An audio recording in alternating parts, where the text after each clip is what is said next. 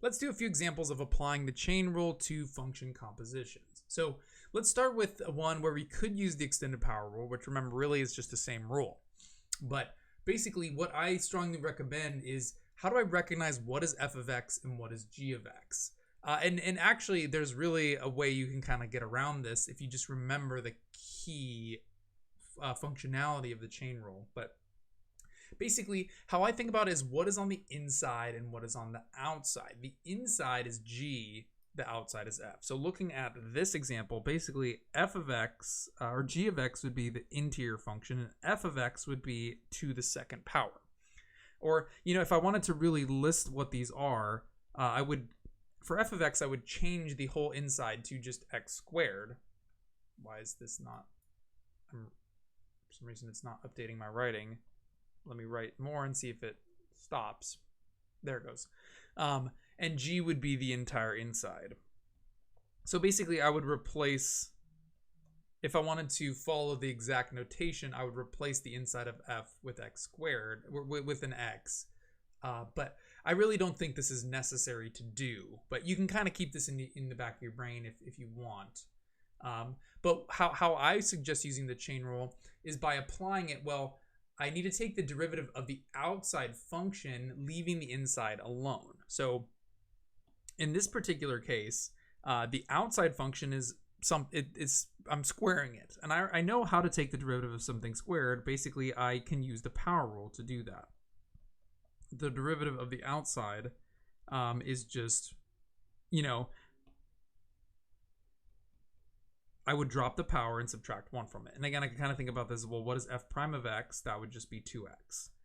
And, really I would have 2 times x, but here it's 2 times the inside, because the inside does not change. And then I'm always going to multiply that by g prime of x as the last part of this. So, and since g is just the inside, I just need to remember to take all that and multiply by the derivative of g, which is, again, the inside. So that would be, well, derivative of 3 is 0, derivative of negative 2x is negative 2, and derivative of x squared is plus 2x. And then this would give me my derivative of this chain. Or again, this is the same result as the extended power rule. And here, let's go ahead and clean it up because that's good practice. But I would have, well, we would need to FOIL all this out. Let's just go ahead and do it. I'll leave the 2 outside for now. But I would get negative 6 plus 6x minus, or plus 4x plus, or minus 4x squared minus 2x squared plus 2x cubed. And then distributing the 2 through all of this and combining like terms, I would end up with 4x cubed.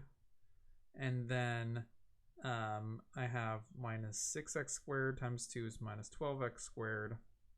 Then I have plus 10x times 2 is plus 20x.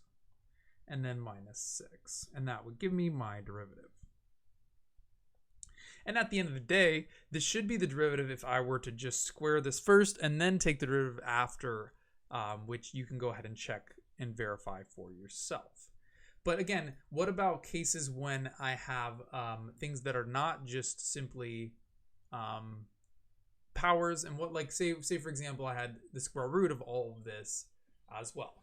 Basically, like with the power rule, it can be helpful to rewrite these things using exponents. So I could rewrite this derivative as, well, this is the derivative of 3x squared plus 4x minus 5. And I know that the square root is the same as a 1/2 power. So it can be helpful to rewrite roots using this. And then again, I could use either the chain rule or the extended power rule. But let's just keep using the chain rule because it's good practice. And again, the key with the chain rule is I want to take the derivative of the outside first.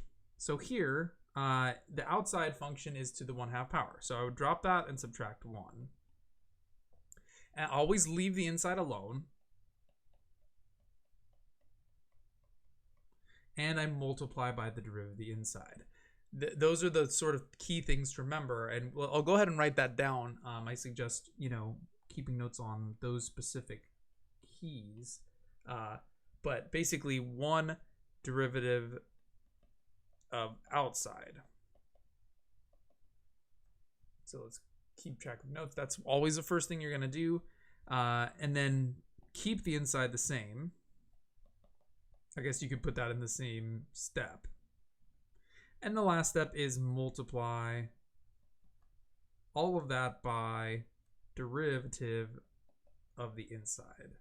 And this is the essence of the chain rule. And again, you could think about it more algebraically as I did in the first example, but the gist of it, I always find that easier approach, especially when dealing with other functions which are not just powers. Now again, we could clean this up because, the negative 1/2 power means division by a square root. And so this would all result in, well, 6x plus 4 is not in a power, so that would stay on top. And that would be divided by 2 times the square root of 3x squared plus 4x minus 5. And this would be a nice cleaner way of writing my derivative. And actually in this case, well, 1/2, we could actually even reduce this because 6x plus 4 are both divisible by 2. So I can go ahead and divide those both by 2, which would leave me with 3x plus 2.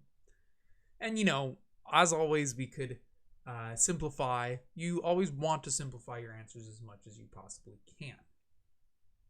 We'll do a few more examples in the next video.